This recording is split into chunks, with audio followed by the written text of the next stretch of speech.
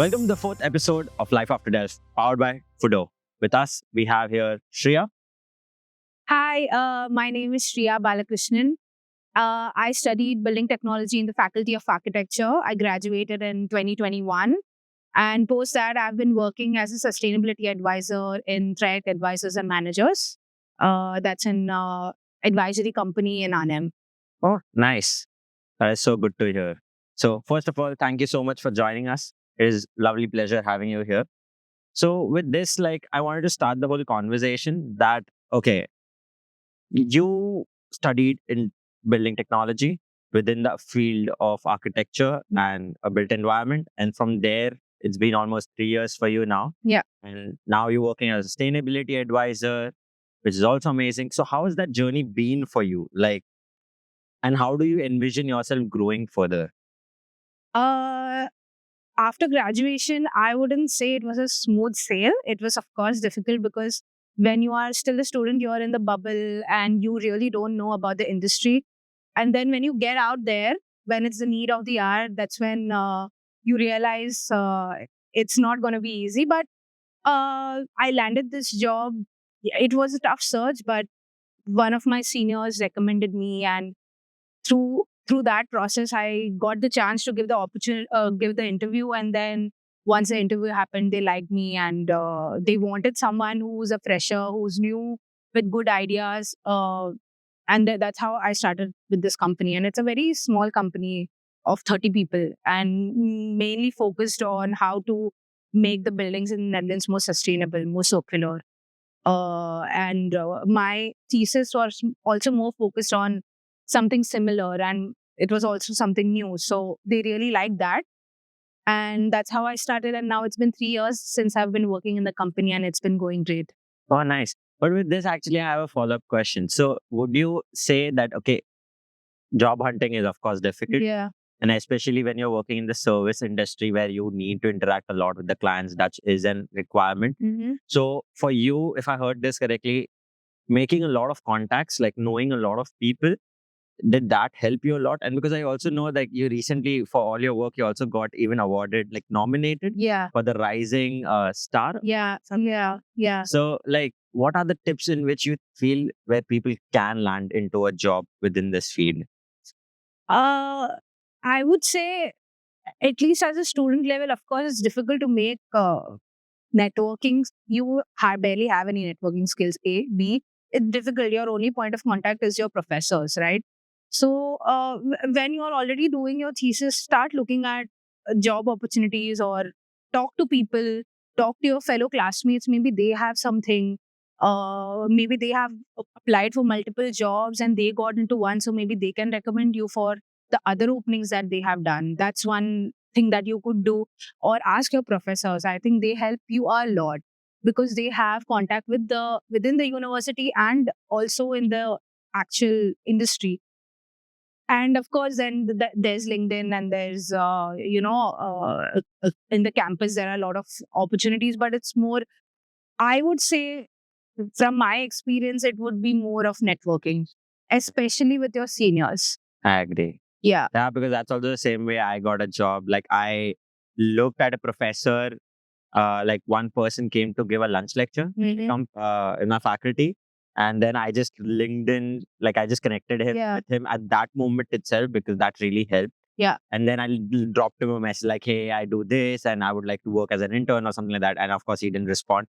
But then luckily, when I was graduating, he put up an opening and then I messaged him. And that message, which I dropped him a year before, he's like, oh, I'm so sorry, I missed this. Yeah. And that's how. So I think LinkedIn and trying to make connections and trying to talk to a lot of people is one way to land a job within this field. Yes. Or be it any field, I would say. Yeah, 100%. And it's not just openings on LinkedIn, but also, connect to the HR of the company, or someone working in the company, or some senior working in that company. Just get in touch with them, and they might tell you, okay, this is the hiring manager. And just call or message the hiring manager personally, because that makes a lot of difference. It gives a very personal touch, because when a company receives like 200 CVs, it's like they spend not more than a minute checking a CV. So it's very important to have a personal connection and make your mark, okay, that they remember you, that this person actually put a little more effort, Maybe we should think about it. Yeah, definitely. Sustainability is a big field in itself, right? And what are the different domains you feel which are coming subjects in this industry? Yeah. Well, when you talk about sustainability, you think about things that you need to do not just for today, but also for the future generations, right? That is what sustainability is. And that's divided into mainly three pillars. It's environment, social, and economics. And there are certain parameters that give you a quantifying number on how to measure sustainability. One of those things that comes under the E, that's the environment thing, is what you hear a lot, like LCA analysis, or what is your carbon footprint, how much energy consumption is there, going Paris proof. All of that, that is, these buzzwords that you hear a lot is mainly focused on environment part of it. But the social and the economics part is not really highlighted because it's not easily quantifiable. There are no numbers like, okay, this much kg is my carbon footprint. No, that's the E part of it. The social and economics part is more it's more complicated, I would say, and that is why uh, ESG came into picture. It's fairly new. I wouldn't say new, but it was always there. But now people have really started talking about ESG, on what is ESG, and just like how circularity happened a few years ago, is now the time for ESG, because it's something that picturizes sustainability in one shot, in one go. It takes into account all the domains of sustainability for a company. So I would say ESG, according to me, is something that's um, upcoming in the market, and that's going to grow. It's only going to grow. Yeah. It's Yes. basically just upward trajectory. Yeah. Yeah. Yeah, because always I feel like sustainability is such a big jargon that even like people who don't understand Yeah. what sustainability is, but like, no, I need to make it sustainable. Yeah. But I think these terms such as ESG helps you quantify and make it Right. to smaller packages, which is achievable. Yeah. Otherwise, it's always just like, oh, just go to bamboo or just go to as eco-friendly material Yeah. as possible. But sometimes it's not that it's always the best solution. Yeah. One of the solutions, but it's always like, you need to compare the economics behind it. Yeah. You need to compare so much behind it. So I do agree with this. But this topic actually is very interesting. I also didn't hear about ESG as much. But can you help our listeners to understand what ESG is all about and how can it help in boosting your career Mm-hmm. and also at the same time benefit the society? So Yeah. like what's the roadmap you would say? Yeah. Well, ESG is basically environment, social, and governance. That's exactly saying you the three pillars of sustainability, right? So it's a strategy. It is taken up by the investment people, the people who work in the investment industry, as a strategy to solve their sustainability issues with respect to environmental issues, social issues, and governance issues.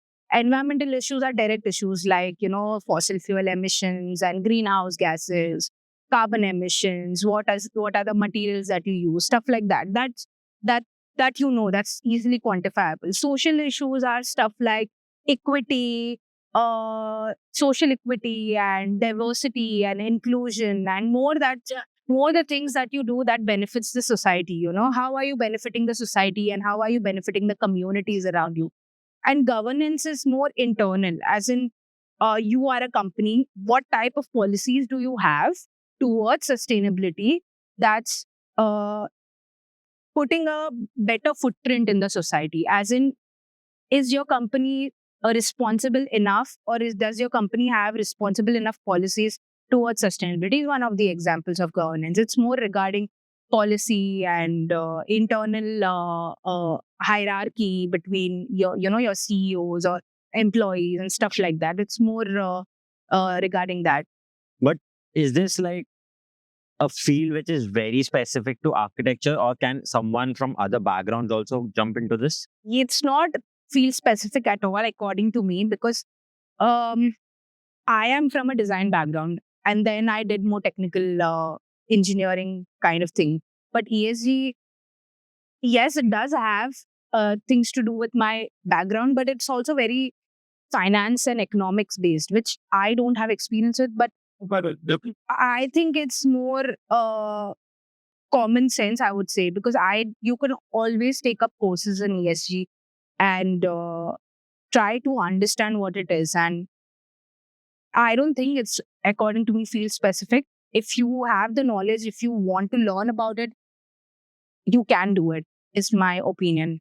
And in terms of working, it's such a global topic that you are not really associated with a language barrier. It's every big company needs an ESG analyst at this moment.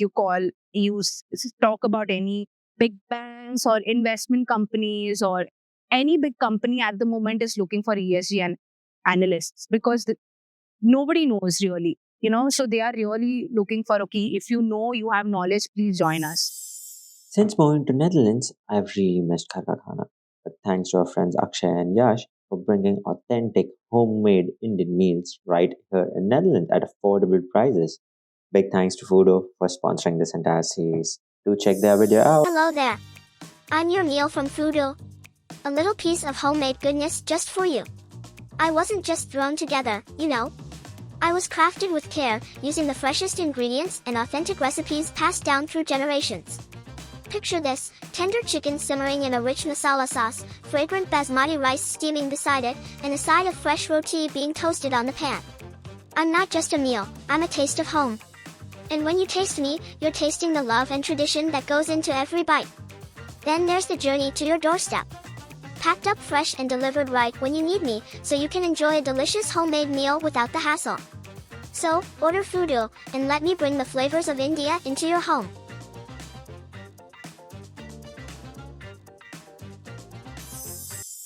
Yeah. So I think this helps you to open your wings a little bit and not Yeah. be very restrictive. 100%. Because Yeah. I do feel, design as a field, like also the money factor comes in, like what Yeah. you're getting as a remuneration, but also this helps you to open up and go into different domains, Yeah, and you're not just 100%. restricted to the same design in always, but you can like open your wings and then think about that, okay, is this something which is beneficial to me? Because of course, if one is that it's beneficial to you, but also it could help the society as well. So it's like a mix of both. Yeah. So with this, actually, I want to zoom out a little bit. So now we understood that, okay, what are the job prospects in this field? That, okay, it's not just restricted to architecture companies. You can work in banks or something like that.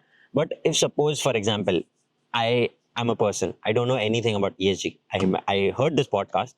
Can you give us 2 or 3 or 4 tips in which it can help me as a listener to understand that, okay, if I want to get into this field, what is a sort of roadmap? Because I don't Yeah. think there would be like somebody telling you, oh, No. ESG, these are the roadmaps, you have to do this. But I think it's something which you have discovered on your own. Yeah. Maybe you learned from your mentors. Yeah. But can you give us some tips over there? Yeah, well, honestly, I also didn't know about ESG 2 years ago.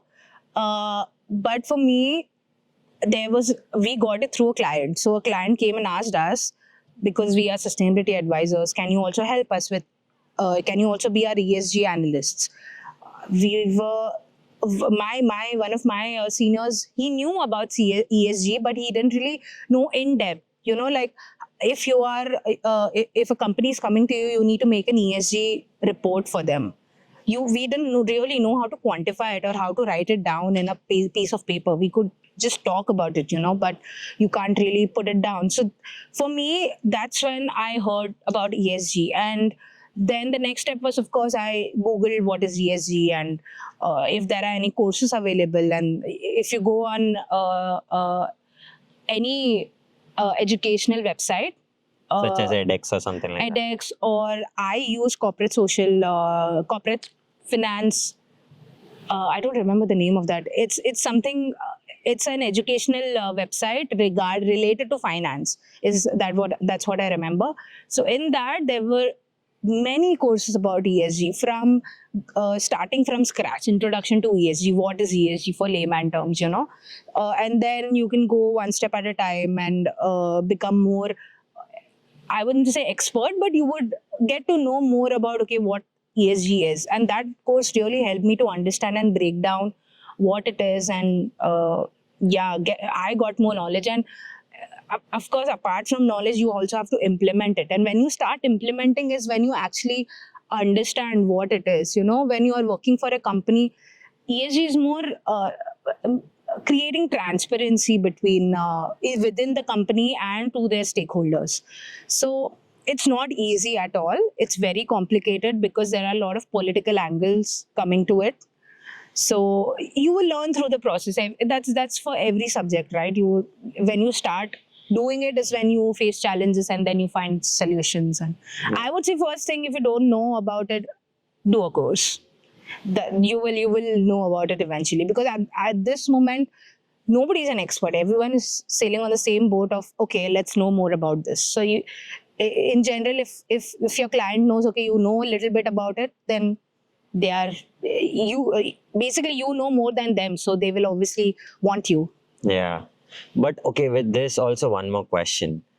If I can imagine, when it comes to all these courses, sometimes they're not free. They could like cost a couple hundred of euros. So what strategy did you take? Like, did you ask the company to sponsor it? Yeah. Or did you sponsor it by yourself? No, thankfully my company sponsored it. But they have a budget yearly to put on extra education or courses or whatever you need. So this course particularly was not that expensive. So my company was also fine with it, and it's not for one course. You take the subscription for a year and you can take how many ever courses from their website. So which is pretty good, right? So they sponsored me for the course, and we used it. So I used it for me, but also the certificate was in my name. But other colleagues, if they want to know about it, if they want to learn, not for the purpose of certification per se, but just to educate themselves, they could also use the reading material for it. So I think it was just like, but because I do understand, like, so it's also good to be aware of that when it comes to all these learning courses. Yes, you are learning in your university, but you have to do more than that in order to excel in your career. And you have to always remember that you can always negotiate with your company. That sometimes if a course is too expensive, you can always negotiate by saying that, okay, this is how it's going to benefit and this is how we can translate this into industry. And if they're gaining money out of it in the end, then I think it's like it's a negotiation you do. Yeah, and you always have to pitch, right? It's never like, oh, I want to do this course and they're going to say yes. You always have to pitch with your with a list of pointers that these are the pros and these are the cons, and maybe the pros are more and it's the need of the hour, or there's a client asking for it, then it's way easier to convince your immediate managers to Actually, with this, so I think this was very insightful to know that, okay, you don't just need to get into sustainability. There are also other domains where you can spread your wings into it. So I think this was very insightful to know that, okay, life after Delft was, of course, it's never, the grass is never the greener on the other side. But I think you found your way through it, where you grew into it and all. So with this also, I actually want to zoom out on a very, very different topic. So recently you actually even got married, right? So did you face any changes after that? And were there any pros and cons? Not for the marriage, but like any benefits after that? As such, well, of course, we are living together in the same house, and then you share the rent and all of that. That becomes way easier if you have to find a house to rent or to buy, in terms of taxes, it became way easier because we have to fill just one tax form, and that's for both, for me and my husband. That's way easier. If you buy a house, you get more tax benefits, and if you want to get a mortgage, that becomes way easier because it's based on two people's income. So all these things becomes way easier, and even when the house owner, if he's selling you the house, he would be more. He will rely more on a married couple or a couple. Doesn't have to be married, but a couple per se, than a single owner. So that way, it has helped us in a good way. Yes, definitely. But apart from that, I think mainly the positive impact is more financially because everything gets split in that sense. So And yeah, legally get split. So I think that's legally. just the Yeah, best part about it. exactly. Yeah. That's nice. That's nice. So I think with this, I actually want to come down to the last question. So you graduated 3 years ago, right? Yeah. So if suppose this is one question which we are asking all our, which this is a question.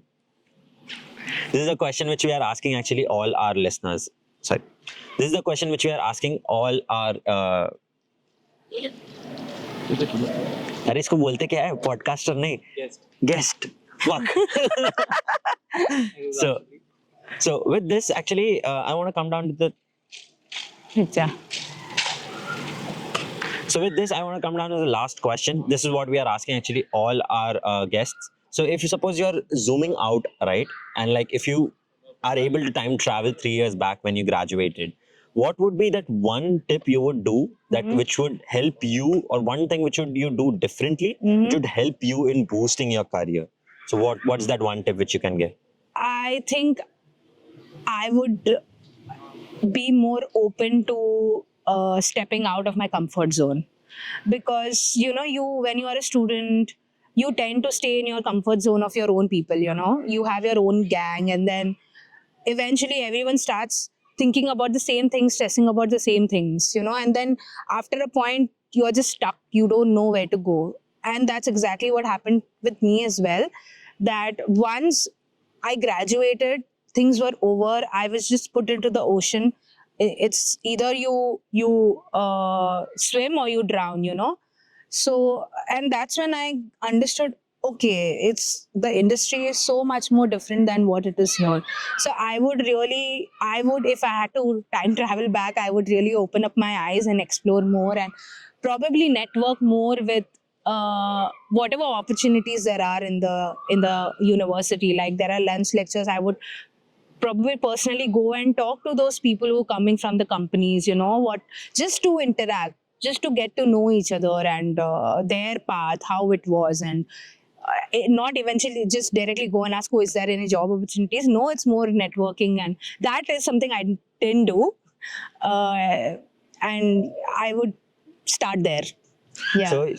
So when I understand this question, it's also about like stepping out of your, like in terms of social friends, are you talking about? That's one topic. Yeah. But that probably, like, how did that also benefit you? Like, or like what was the hindrance you said? Because I understood, like, yes, we did talk about a lot about career and everything. Yeah. But then I could understand this one topic from here, that okay, usually when you come here, you're like, oh, make your gang of friends, because you need that, you know, that is like your core which helps you survive over here. But you're also saying at the same time it can also become an hindrance. Yeah, I wouldn't per se say hindrance, but of course you need them, right?